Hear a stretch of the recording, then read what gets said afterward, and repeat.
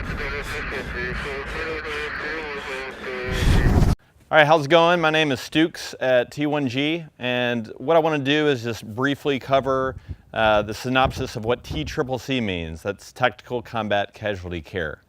Tactical Combat Casualty Care is basically a priority and technique matrix when you have a dynamic environment with bad guys shooting at you, and you have no protocols like you would, say, in a nice, lovely hospital setting. In TCCC, there's three phases. There's care under fire, there's tactical field care, and there's CASEVAC or medevac, depending on your resources. So the first thing I want to talk about is care under fire.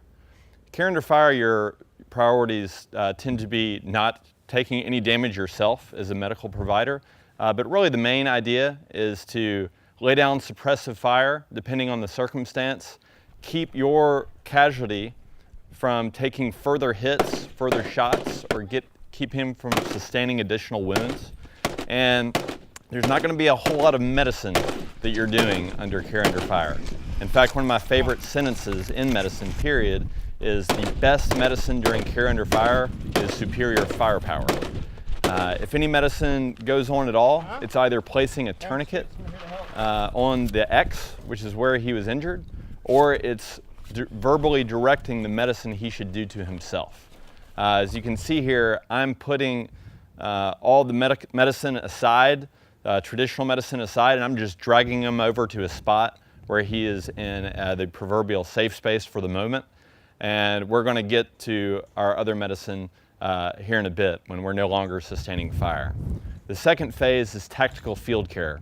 Tactical field care means that you're not necessarily out of danger, but you're not sustaining direct fire at this point. It's a good time to wipe the sweat off your brow. Hey, can you talk to me? Hopefully you've got a QRF or somebody in for security while you're doing additional medicine. Tactical field care is actually where most of your medicine is going to take place. You can see here that one of the first things we want to do after we put on the tourniquet is you want to check that airway and make sure he's got good ventilations going in and out. In his case, he's going to need a crike. So we have placed a crike in. I've got my partner here who's looking, he's checking all the for additional bleeders at the junctional sites and the limbs. And he's also putting on chest seals as he finds them from the chin to the belly button. After we've taken care of the breathing box on the thorax and looked at that, what we really need to check is the circulation as well. That's going to give us a quick snapshot of how well he's circulating blood flow when we give him a pulse check and a Blance check underneath a nail bed. Once we've assessed for shock, make sure in his case we're going to go ahead and cover him up and get him off to the CASEVAC. So in our case here, we have a CASEVAC bird. There's no medical personnel or medical equipment dedicated to this bird. So CASEVAC, we have our FE here who's telling us to come on board. And once we get on that aircraft with that patient, we're really going, we like the acronym MARCH quite a bit.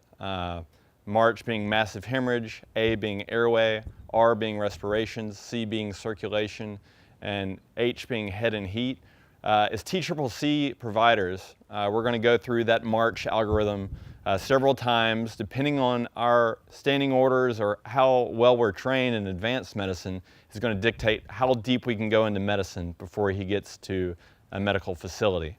But in the case of his flight, there are flight considerations, which we do talk a lot about here at T1G, as far as atmospheric pressure changes that can affect your patient once he's on the bird. But as far as just a bread and butter example of a TCCC scenario, that's a pretty good one. Somebody gets hurt, there's suppressive fire, and CASEVAC is going to come scoop him up. In the meantime, our main job is to keep him alive until he gets to the MTF. I hope the video helped you, at least give you a superficial overview of what TCCC is all about.